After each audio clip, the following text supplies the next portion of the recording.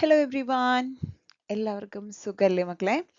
അപ്പോൾ SSLC social സയൻസിൻ്റെ focus area related ആയിട്ടുള്ള പോർഷൻസ് എല്ലാം നമ്മൾ കഴിഞ്ഞ ക്ലാസ്സിൽ ഡിസ്കസ് ചെയ്തിരുന്നു. അപ്പോൾ പാർട്ട് എന്നും പാർട്ട് ബിന്നും ഏതൊക്കെ ചാപ്റ്റേഴ്സ് ആണ് നിങ്ങൾ ഓപ്റ്റ് ചെയ്യേണ്ടത് എന്നുള്ളത് നമ്മൾ പറഞ്ഞിരുന്നു. ഇന്നത്തെ ക്ലാസ്സിൽ നമ്മൾ ഡിസ്കസ് ചെയ്യുന്നത് ഫോക്കസ് ഏരിയ ബേസ്ഡ് ആയിട്ടുള്ള ഒരു സ്റ്റഡി ടൈം ടേബിൾ ആണ്. സോ നമ്മുടെ മോഡൽ എക്സാമിൻ്റെ ഡേറ്റുകളൊക്കെ അടുത്തിരിക്കുകയാണ്. അപ്പോൾ അതുകൊണ്ട് തന്നെ മോഡൽ എക്സാമിന് മുൻപ് നമുക്ക് പോർഷൻസ് പഠിച്ചു തീർക്കാനുള്ള ടൈം ടേബിൾ ആണിത്. അതിനുശേഷം നമുക്കൊരു ഏകദേശം ഒരു 1 വീക്കിന് മീതെ നമുക്ക് സമയം കിട്ടും ഒരു റിവിഷന് വേണ്ടിയിട്ട്, മോഡൽ എക്സാമിന് മുൻപുള്ള റിവിഷന് വേണ്ടിയിട്ട്. ഇനി അവിടെ ഏതെങ്കിലും ഭാഗങ്ങൾ പെൻഡിങ് വരുന്നുണ്ടെങ്കിൽ നമുക്കത് പബ്ലിക് എക്സാമിന് മുമ്പ് ക്ലിയർ ചെയ്യാൻ സാധിക്കും. ഓക്കെ, അപ്പോൾ നമുക്ക് ഫോക്കസ് ഏരിയ ബേസ്ഡ് ആയിട്ടുള്ള ഒരു സ്റ്റഡി ടൈം ടേബിൾ നോക്കാം. അതും SSLC സോഷ്യൽ സയൻസ്. ഇന്ന് നമുക്ക് 23rd ആണ്. ഇന്ന് നമ്മൾ നമ്മുടെ റിവിഷൻ ടൈം ടേബിൾ ഇന്ന് സ്റ്റാർട്ട് ചെയ്യാണ്. ഇന്ന് മുതൽ ഫെബ്രുവരി 2 വരെയാണ് നമുക്ക് ടൈം ടേബിൾ നമ്മൾ സെറ്റ് ചെയ്തിരിക്കുന്നത്. ഫെബ്രുവരി ഒരു 3 എന്ന് പറയുന്ന ഒരു ഡേറ്റും കൂടി നമ്മൾ ആഡ് ചെയ്തിട്ടുണ്ട്. ഇത് എന്തിനു വേണ്ടിയാണെന്ന് വെച്ച് കഴിഞ്ഞാൽ ഏതെങ്കിലും ഏരിയയിൽ പെൻഡിങ് വരുന്നുണ്ടെങ്കിൽ ആ ഭാഗങ്ങൾ ക്ലിയർ ചെയ്യാനുള്ള ടൈമാണ് ഫെബ്രുവരി 3. ഓക്കെ, അപ്പോൾ ഇന്ന് മുതൽ, അതായത് ഈ പറയുന്ന ജാനുവരി 23rd മുതൽ ഫെബ്രുവരി 3rd വരെയുള്ള ഡേറ്റിലുള്ള സ്റ്റഡി ടൈം ടേബിൾ ആണ്. അതും എസ്പെഷ്യലി സോഷ്യൽ സയൻസിന്റെ മാത്രമാണ് ചെയ്തിരിക്കുന്നത്. ഇതേപോലെ ബാക്കിയുള്ള വിഷയങ്ങളും നമുക്ക് നോക്കാം. ഓക്കെ, അപ്പോൾ നമുക്ക് ഒട്ടും വൈകാതെ തന്നെ ഇന്നത്തെ ഏരിയയിലേക്ക് കിടക്കാം. Okay, focus area based study time table. അപ്പോൾ ആദ്യം നമ്മളിതാ 23-ാം തീയതി നമ്മൾ നമ്മുടെ ജേർണി സ്റ്റാർട്ട് ചെയ്യാണ്. അത് നമ്മൾ ഹിസ്റ്ററിയിൽ നിന്നും ജോഗ്രഫിയിൽ നിന്നും സെർട്ടൈൻ പോർഷൻസ് എടുത്തുകൊണ്ടാണ് സ്റ്റാർട്ട് ചെയ്യുന്നത്. വളരെ എളുപ്പമുള്ള ഒരു ചാപ്റ്ററാണ് ഹിസ്റ്ററിയിലെ പൊതുഭരണം അല്ലെങ്കിൽ പബ്ലിക് അഡ്മിനിസ്ട്രേഷൻ എന്ന് പറയുന്ന ചാപ്റ്റർ. ഓക്കെ, പബ്ലിക് അഡ്മിനിസ്ട്രേഷൻ എന്ന് പറയുന്ന ചാപ്റ്ററിൽ 4 മാർക്കാണ് വെയിറ്റേജ്. അപ്പം അതുകൊണ്ട് തന്നെ വളരെ ലൈറ്റ് ആയിട്ടുള്ള ചാപ്റ്ററാണ് ഈ ഗവേണൻസ്, അതേപോലെ തന്നെ ലോക്പാല്, ലോകായുക്ത, പബ്ലിക് അഡ്മിനിസ്ട്രേഷൻ, അതിൻ്റെ ഫീച്ചേഴ്സ്, ബ്യൂറോക്രസി, ഇങ്ങനെയുള്ള ഒരുപാട് കാര്യങ്ങൾ അതിനകത്ത് വരുന്നുണ്ട്. ബട്ട് എല്ലാം ഫാക്ച്വൽ ആയിട്ടുള്ള കാര്യങ്ങളാണ്, ഡയറക്റ്റ് ആയിട്ട് നമുക്ക് പഠിച്ചെടുക്കാൻ പറ്റുന്നേ ഉള്ളൂ. 4 മാർക്കാണ് ഈ ഒരു ചാപ്റ്ററിന് വെയിറ്റേജ് വരുന്നത്. ഓക്കെ, ദെൻ നമുക്ക് ഇന്ന് തന്നെ നമുക്ക് ജോഗ്രഫിയിൽ ഒരു പകുതി ചാപ്റ്റർ തീർക്കാനുണ്ട്. റീസെൻ്റ് ആയിട്ട് നമ്മൾ കംപ്ലീറ്റ് ചെയ്ത കൺസ്യൂമർ സാറ്റിസ്ഫാക്ഷൻ ആൻഡ് പ്രൊട്ടക്ഷൻ, ഉപഭോക്താവ് സംതൃപ്തിയും സംരക്ഷണവും എന്ന് പറയുന്ന ചാപ്റ്ററിന്റെ പകുതി ഏരിയയാണ് ഇന്ന് തീർക്കേണ്ടത്. ഓക്കെ, കൺസ്യൂമർ പ്രൊട്ടക്ഷൻ ആക്ട് വരെയുള്ള ഏരിയയാണ് നമ്മൾ ഇന്ന് തീർക്കേണ്ടത്.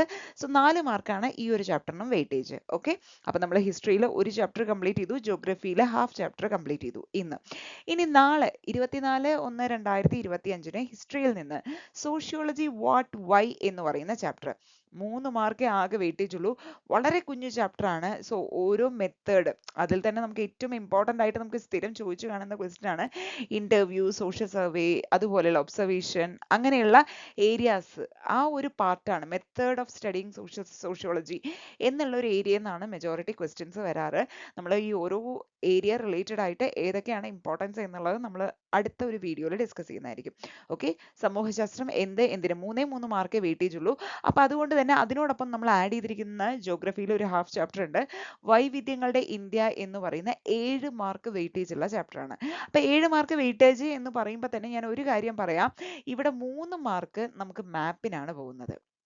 ഓക്കെ, ബാക്കിയുള്ള 4 മാർക്കിന്റെ ക്വസ്റ്റ്യൻസ് മാത്രമേ എവിടുന്ന് വരുള്ളൂ, ഈ പറയുന്ന തിയറിറ്റിക്കൽ പാർട്ടിൽ നിന്നുള്ള ക്വസ്റ്റ്യൻസ് വരുള്ളൂ.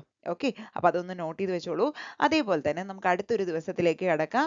25/1/2025 ഹിസ്റ്ററിയിലെ കൾച്ചറൽ നാഷണലിസം എന്ന് പറയുന്ന ചാപ്റ്റർ ആണ് തീർക്കേണ്ടത്. അത് കംപ്ലീറ്റ്ലി തീർക്കേണ്ടതാണ്. ഓക്കെ, ഇനി നമുക്ക് ഇതേ ദിവസം തന്നെ നമുക്ക് ജോഗ്രഫിയിൽ എന്താണ് പഠിക്കേണ്ടതെന്ന് നോക്കാം. നമ്മൾ already consumer satisfaction and protection എന്ന് പറയുന്ന 4 മാർക്ക് ചാപ്റ്റർ 80 ഉള്ള ചാപ്റ്ററിലെ പകുതി ഏരിയയാണ് നമ്മൾ കഴിഞ്ഞ ദിവസം തീർത്തിരുന്നത്, 24-ാം തീയതി തീർത്തിരുന്നത്. അതിന്റെ റിമൈനിങ് പോർഷൻസ് ആണ് നമുക്ക് ഇവിടെ തീർക്കേണ്ടത്. ഓക്കെ, അപ്പൊ ആ ഒരു ചാപ്റ്റർ നമ്മൾ കംപ്ലീറ്റ് ചെയ്തു. ഇനി നമുക്ക് 26-ാം തീയതിയിലെ പോർഷൻസ് നോക്കാം. ഹിസ്റ്ററിയിൽ നിന്നും ജോഗ്രഫിയിൽ നിന്നും പകുതി പാഠങ്ങൾ വീതേ ഉള്ളൂ. അതിലെ ഹിസ്റ്ററിയിലെ ചാപ്റ്റർ എന്ന് പറയുന്നത് സമരവും സ്വാതന്ത്ര്യവും, സ്ട്രഗിൾ ആൻഡ് ഫ്രീഡം എന്ന് പറയുന്ന 5 മാർക്ക് വെയിറ്റേജിന്റെ ചാപ്റ്റർ. ഓക്കെ, അതിലൊരു 50% പോർഷൻസ് നിങ്ങൾ 26-ാം തീയതി കംപ്ലീറ്റ് ചെയ്യുക. ദെൻ അതേ ദിവസം തന്നെ നമ്മൾ India the land of diversity 3 mark മാപ്പിന്റെ ഏരിയയിലും ബാക്കി 4 മാർക്ക് ആണ് തിയറിറ്റിക്കൽ ക്വസ്റ്റ്യൻ എന്ന് പറഞ്ഞിരുന്നു. ആ 4 മാർക്കിന്റെ ഏരിയയുടെ ബാക്കി പാർട്ടാണ് നമ്മൾ ഈ ഒരു ദിവസത്തിൽ തീർക്കേണ്ടത്. അപ്പൊ അതോടുകൂടി നമ്മുടെ എന്ത് കഴിഞ്ഞു, ഈ പറയുന്ന India the land of diversity എന്ന് പറയുന്ന 7 മാർക്കിന്റെ വെയിറ്റേജ് വരുന്ന ജോഗ്രഫിയിലെ ചാപ്റ്റർ ഇവിടെ കംപ്ലീറ്റ് ആയിരിക്കുകയാണ്. ഓക്കെ, അപ്പൊ നമ്മളിത് 26-ാം തീയതി തുടങ്ങി വെച്ച സമരവും സ്വാതന്ത്ര്യവും എന്ന് പറയുന്ന ചാപ്റ്ററിൽ ഒരു പകുതി ഭാഗം പെൻഡിങ് ആണ്. ആ ചാപ്റ്റർ നമ്മൾ ഇന്ന് തീർക്കുന്നു 27-ാം തീയതി. അപ്പൊ നമുക്കൊരു കണ്ടിന്യൂവേഷൻ കിട്ടുകയും ചെയ്യും. Okay, struggle and freedom 5 mark weightage ഉള്ള ചാപ്റ്റർ ആണ്. അപ്പൊ അത് തീർക്കാം. ഓക്കെ. ദെൻ ജോഗ്രഫിയിൽ നിന്ന് public expenditure and public revenue, പൊതുവരുമാനവും പൊതുചെലവും എന്ന് പറയുന്ന ചാപ്റ്ററും കംപ്ലീറ്റ് ആയിട്ട് നിങ്ങൾ ചേർക്കുക. അപ്പൊ 27-ാം തീയതി ആകുമ്പോഴേക്കും ഏകദേശം മെജോറിറ്റി വരുന്ന പാർട്ട് എയിൽ വരുന്ന പോർഷൻസ് എല്ലാം ഒരുവിധം നമ്മൾ കംപ്ലീറ്റ് ചെയ്തിട്ടുണ്ട്. ഇനി വളരെ കുറച്ച് ഏരിയാസും കൂടെ ഉള്ളൂ. ഓക്കെ. സോ ഇവിടെ 28-ാം തീയതി കേരള ടുവേർഡ്സ് മോഡേണിറ്റി എന്ന് പറയുന്ന അത്യാവശ്യം വലിയ ചാപ്റ്റർ ആണ്. പക്ഷെ ആലോചിക്കണം, 4 മാർക്ക് മാത്രമേ ഈ ഒരു ചാപ്റ്ററിന് വെയിറ്റേജ് ഉള്ളൂ. അപ്പോൾ ഒരുപാട് പഠിച്ച് നിങ്ങൾ ഒരുപാട് ടൈം കളയണ്ട. പകരം എന്ത് ചെയ്താൽ മതി, സോ ഈ ഒരു ചാപ്റ്ററിന്റെ ഒരു 28-ാം തീയതി ആകുമ്പോഴേക്കും ഈ ചാപ്റ്ററിൽ എന്തൊക്കെയാണ് നിങ്ങൾ കൂടുതൽ കോൺസെൻട്രേറ്റ് ചെയ്ത് പഠിക്കേണ്ടത്, ഇതുവരെ ചോദിച്ചിരിക്കുന്ന ക്വസ്റ്റ്യൻസ് എന്തൊക്കെയാണെന്നുള്ളതിന്റെ വീഡിയോ ചെയ്തു തരാം. അപ്പോൾ ആ ക്വസ്റ്റ്യൻസ് മാത്രം നിങ്ങൾ വർക്ക്ഔട്ട് ചെയ്താൽ മതി. ഓക്കെ. അപ്പോൾ ഇത്രയും ഏരിയ ഓക്കെ ആണെന്നുണ്ടെങ്കിൽ നമുക്ക് എന്ത് ചെയ്യാം, ജോഗ്രഫിയിൽ ഒരു ഹാഫ് ചാപ്റ്ററും കൂടെ ആ ദിവസം തീർക്കാം. കാരണം എന്താ, ഹിസ്റ്ററി മാത്രം പഠിച്ചുകൊണ്ടിരുന്നു കഴിഞ്ഞാൽ നമുക്ക് എന്താവും, ബോറടിക്കും. അപ്പൊ ജോഗ്രഫിയിൽ ഒരു കുറച്ച് ഏരിയയും കൂടെ നമ്മൾ ഉൾപ്പെടുത്തണം. അതിൽ resource wealth of India 5 mark weightage ഉള്ള ചാപ്റ്റർ ആണ്. അതിലെ ഒരു പകുതി ഏരിയ, അപ്പൊ കേരള ടുവേർഡ്സ് മോഡേണിറ്റിയിലെ ഒരു പകുതി ഭാഗവും റിസോഴ്സ് വെൽത്ത് ഓഫ് ഇന്ത്യ എന്ന് പറയുന്ന ചാപ്റ്ററിന്റെ പകുതി ഭാഗം. അപ്പോൾ ഒരു കാര്യം ആലോചിക്കുക, ഈ ചാപ്റ്റർ ഒക്കെ ടീച്ചർ ഇങ്ങനെ പറഞ്ഞു പോകുന്നുണ്ടെങ്കിലും ഇതിൽ ഇമ്പോർട്ടന്റ് ആയിട്ടുള്ള ഏരിയ എന്തൊക്കെ പഠിക്കണം എന്നുള്ളത് അന്നന്ന് ദിവസം രാവിലെ തന്നെ നിങ്ങൾക്ക് അതിന്റെ വീഡിയോസ് കിട്ടുന്നതായിരിക്കും. ഓക്കെ. ദെൻ നമ്മൾ ഹിസ്റ്ററിയിൽ പകുതി ബാക്കി വെച്ച കേരളം ആധുനികതയിലേക്ക്, കേരള ടുവേർഡ്സ് മോഡേണിറ്റി എന്ന് പറയുന്ന ചാപ്റ്ററിന്റെ ബാക്കി പകുതി ഭാഗം നമുക്ക് പ്രിപ്പയർ ചെയ്യാനുള്ള ടൈം 29-ാം തീയതിയാണ് ട്ടോ. ഓക്കെ.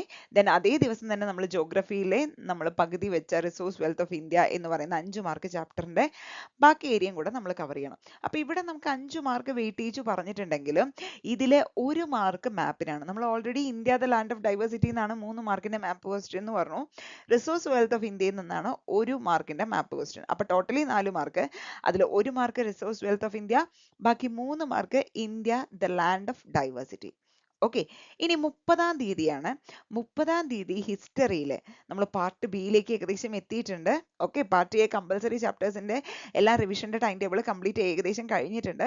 ഇനി 30-ാം തീയതി നമ്മൾ എന്ത് ചെയ്യാണ്, revolutions that influenced the world, ലോകത്തെ സ്വാധീനിച്ച വിപ്ലവങ്ങൾ എന്ന് പറയുന്ന ചാപ്റ്ററിന്റെ ഒരു പകുതി ഭാഗം, അതായത് നമ്മൾ ഓർക്കുകയാണെന്നുണ്ടെങ്കിൽ നമ്മുടെ American war of independence, French revolution, Latin American revolution, ഈ 3 റെവല്യൂഷൻ മാത്രം 30-ാം തീയതി പഠിക്കാം. ബാക്കി നമുക്ക് അടുത്ത ക്ലാസ്സിൽ പഠിക്കാം, അല്ലെങ്കിൽ അടുത്ത ദിവസം പഠിക്കാം. ഓക്കെ. ഇനി ഇതേ ദിവസം തന്നെ നമുക്ക് ജോഗ്രഫിയിലെ human resource development in India 8 mark weightage ഉള്ള ചാപ്റ്റർ ആണ്. അപ്പൊ അതുകൊണ്ട് തന്നെ അത്യാവശ്യം സ്ട്രെസ് ചെയ്ത് പഠിക്കുക. അവിടെയാണ് നമുക്ക് പോപ്പുലേഷൻ റിലേറ്റഡ് ആയിട്ടുള്ള ഒരുപാട് കാര്യങ്ങൾ വരുന്നുണ്ട്. അതിലാണ് നമുക്ക് SSA, RMSA എന്ന് തുടങ്ങുന്ന കുറച്ച് കാര്യങ്ങളൊക്കെ വരുന്നത്. അപ്പൊ ആ പ്രൊജക്ട്സും പ്രോഗ്രാംസും ഒക്കെ വളരെയധികം ഇമ്പോർട്ടന്റ് ആണ്. മാനവ വിഭവശേഷി വികസനം ഇന്ത്യയിൽ 8 മാർക്ക് വെയിറ്റേജിന്റെ ചാപ്റ്റർ. ഓക്കെ. അപ്പൊ 30-ാം തീയതി നമ്മൾ കംപ്ലീറ്റ് ചെയ്തു. ഇനി 31-ാം തീയതിയിലേക്ക് എത്തുന്ന സമയത്ത് എന്താണ്, നമ്മൾ ഈ പറയുന്ന റെവല്യൂഷന്റെ ചാപ്റ്ററിനകത്ത് 2 റെവല്യൂഷൻസ് അവിടെ പെൻഡിങ് വെച്ചിട്ടുണ്ട്. ഒന്ന് റഷ്യൻ റെവല്യൂഷൻ, മറ്റൊന്ന് ചൈനീസ് റെവല്യൂഷൻ. ഓക്കെ. ആ 2 റെവല്യൂഷൻസും കൂടെ പഠിക്കുക. ഈ ചാപ്റ്ററിന് 6 മാർക്ക് വെയിറ്റേജ് ആണെന്ന് പറഞ്ഞു. അപ്പൊ ഞാൻ പറയുന്ന പോലെ തന്നെ ഈ ഒരു ചാപ്റ്ററിൽ നിന്നാണ് നമുക്ക് ഹിസ്റ്ററിയിൽ നിന്നുള്ള essay ചോദിക്കാൻ ഏറ്റവും കൂടുതൽ 99% ചാൻസ് ഏതെന്നാണ്, ഈ ഒരു ചാപ്റ്ററിൽ നിന്നാണ് ചോദിക്കുക. ഓക്കെ. സോ അപ്പോൾ ഏറ്റവും കൂടുതൽ essayക്ക് സാധ്യതയുള്ള ഒരു ചാപ്റ്റർ ആണ് revolutions that influence the world. അപ്പോൾ ഈ ഒരു 4-5 essay മാത്രമേ ഉള്ളൂ അതിനകത്ത്. അല്ല, ലാറ്റിൻ അമേരിക്കൻ റെവല്യൂഷൻ essayക്കൊന്നും വലിയ ഹോപ്പില്ല. പക്ഷെ എങ്കിലും ഒരു തവണ essayക്ക് അത് ചോദിച്ചിട്ടുണ്ട് കേട്ടോ. ആരും എക്സ്പെക്ട് ചെയ്ത ഒരു ഏരിയ ആയിരുന്നില്ലെങ്കിൽ പോലും. പക്ഷെ നമുക്ക് അതിന് മാത്രമൊന്നും എഴുതാനില്ല. പക്ഷെ എങ്കിലും ബാക്കിയുള്ള 4 റെവല്യൂഷൻസ് കട്ടയ്ക്ക് പഠിച്ചോളാം. ലാറ്റിൻ അമേരിക്കൻ റെവല്യൂഷൻ പഠിക്കേണ്ടെന്നല്ല, പക്ഷേ ഏറ്റവും കുറച്ച് ക്വസ്റ്റ്യൻസ് മാത്രമേ നമുക്ക് ആ ഒരു ഏരിയയിൽ നിന്ന് വരാൻ സാധ്യതയുള്ളൂ. Okay. And the same day തന്നെ നമ്മൾ ഋതുഭേദങ്ങളും സമയവും, സീസൺസ് ആൻഡ് ടൈം എന്ന് പറയുന്ന ജോഗ്രഫിയിലെ ഫസ്റ്റ് ചാപ്റ്റർ, അതും 8 മാർക്ക് വെയിറ്റേജ് ആണ്. നമുക്ക് ജോഗ്രഫിയിൽ നിന്ന് essay ചോദിക്കുന്നത് 5 മാർക്കിനാണ് ചോദിക്കുക, ഹിസ്റ്ററിയിൽ നിന്ന് 6 മാർക്കിനും. അപ്പൊ ജോഗ്രഫിയിൽ നിന്ന് essay ചോദിക്കുന്നുണ്ടെങ്കിൽ ആ essay ഏതെന്നായിരിക്കും, സീസൺസ് ആൻഡ് ടൈം എന്ന് പറയുന്ന ചാപ്റ്റർ എന്നായിരിക്കും ചോദിക്കുക. ഓക്കെ. അപ്പൊ അത് നല്ല രീതിയിൽ കോൺസെൻട്രേറ്റ് ചെയ്തോളുക. ദെൻ ഹിസ്റ്ററി ഇനി 1-ാമത്തെ തീയതി, അതായത് ഫെബ്രുവരി 1-ാം തീയതിയിലേക്ക് കിടക്കുമ്പോൾ സ്റ്റേറ്റ് ആൻഡ് പൊളിറ്റിക്കൽ സയൻസ്, രാഷ്ട്രവും രാഷ്ട്രതന്ത്ര ശാസ്ത്രവും എന്ന് പറയുന്ന ഹിസ്റ്ററിയിലെ 9-ാമത്തെ ചാപ്റ്ററിന് 8 മാർക്ക് വെയിറ്റേജ് ആണ് വരുന്നത്. ഓക്കെ. അപ്പൊ അത് നന്നായിട്ട് പഠിച്ചോളാം. 8 മാർക്ക് നമുക്ക് സുഖമായിട്ട് എടുക്കാൻ പറ്റുന്ന ഒരു ക്വസ്റ്റ്യൻ ആണ്, അല്ലെങ്കിൽ ഒരു ഏരിയ ആണത്. ഇനി ജോഗ്രഫിയിൽ നമ്മൾ ബാക്കി വെച്ച സീസൺസ് ആൻഡ് ടൈം എന്ന് പറയുന്ന ഏരിയയിൽ നിന്നുള്ള ബാക്കി റിമൈനിങ് പോർഷൻസ് ആണ് നിങ്ങൾ 1-ാം തീയതി പിന്നീട് തീർക്കേണ്ടത്. ഓക്കെ.